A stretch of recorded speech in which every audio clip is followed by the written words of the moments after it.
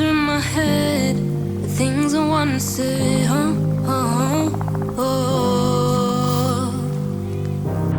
Reflecting on your eyes, what's inside your mind? You say it's hard to see cold, you're moving fast, I move slow, we're both losing control. You say it's wrong, I say right, you want it dark, I want light, we're both losing this fight. Now you're screaming all your thoughts, and now you're right back at you. We are mutually. I have a pretty personal story to share, and to you it might sound completely ridiculous, but it's going to be about how Instagram has changed my life. And if you're also a content creator or an artist or a musician or a small business owner or basically a user that has ever joined Instagram and used it before, you might just relate to my story. And my story is going to start from 10 years ago, because it's been 10 years since I made my very first post on Instagram. I made it on August 28th, 2012, and it was a regular private post, like I went to a concert, right? So, as you know, the topic of Instagram changing has been quite something that's been on people's minds, especially if you're a content creator or someone who makes money on this platform, right? I don't even know where to start, because right now I am not in a pretty good state right now. I am quite anxious, quite stressed, and just not in a good mental place right now. So this is what you're gonna get from me, and I'm gonna be completely honest in this video. 10 years ago, I started Instagram as a place where I could share photos of moments in my life, whether happy or sad, and it was a place where I could connect with my family members, friends, and people of like-minded interests who liked traveling, who liked music, art, and things like that, right? It was more so a private place where I shared food photos, photos where I was stressed in school or coming back from school, random shoes, random Uggs, my diary, simple things like that, along with a caption that was mostly private. I shared lyrics a lot too, so that was what I did. It was a place where I could express myself, express my creativity, and not be afraid, because it was a safe place, and I never worried about who would look at my post. I never worried about if people were reading it. Sometimes when people read my captions, I felt a bit embarrassed because it was too personal, and I more so rather people not looking at my post and reading it, right? That was where I was on this platform. It was a place where I went to when I was stressed, anxious, suffering from depression, and just whenever I felt sad. And I'm not trying to make it sound like I never had friends in the last 10 years, from 2012 to now. I do have friends, but sometimes as someone who's an introvert or just a very, very shy person with social anxiety, it's really hard for me to connect with people around me in a way where everyone else is connected with each other. It's really hard for me to open up in a conversation. You might need to have talked to me quite a few times to get me to open up to you, and that's because I'm completely shy. Some people might call it intimidating. I just found out recently that for my entire life, I thought people saw me as that shy person that was just afraid of everyone and everything, and was just afraid to speak up, afraid to stand up for herself. That's who I thought I was to other people. But it wasn't until recently when I started thinking, like, that's just how I saw myself. To other people, I might have been mean, intimidating, or just plain rude. I don't know. That just might be how they thought of me, and I can't control that. I can't go back in time and control that. I can't clear up things that people think of me, so I'm not gonna worry about that. But it hasn't occurred to me that this whole time when I was so closed up and have just resorted to Instagram to express myself, It was a time where people didn't see me as who I was. And I am very grateful for those people who have seen me for who I am. I really appreciate that. And for a good chunk of my life, Instagram had been a place where I went to express my anxiety and depression and stress.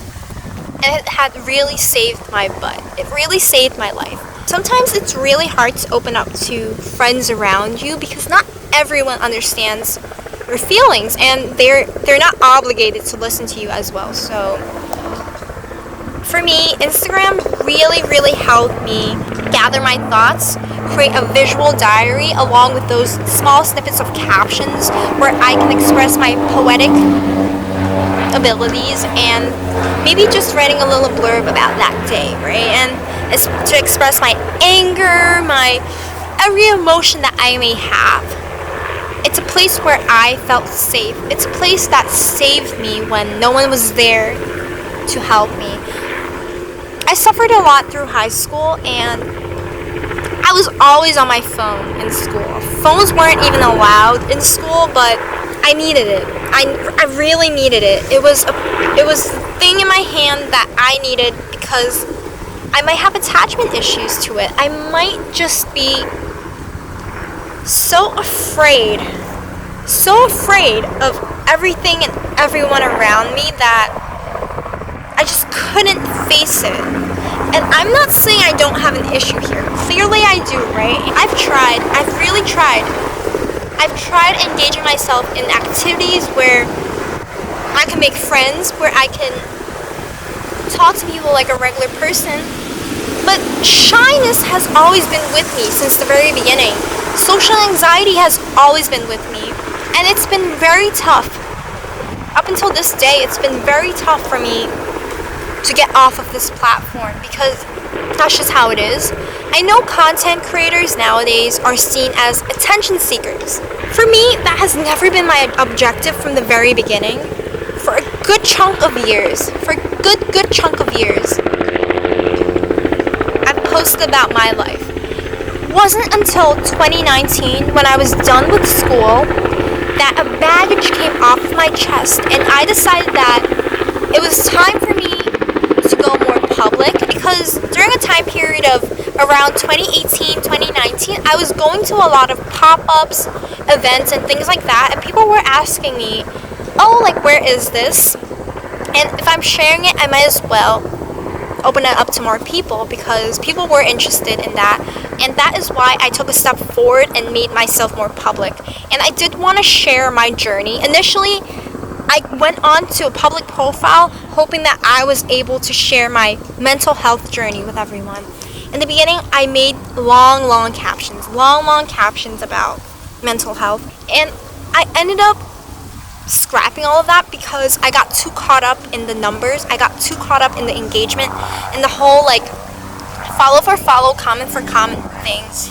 And I was just deep into that. And after that, I got too burnt out, and now I'm just back into like a complete mess of a profile. So that's something that I wanted to bring up, that in the beginning, Instagram was a place that people shared their personal experiences. And that today seems so far from the reality of what it is now. What it is now is nothing personal.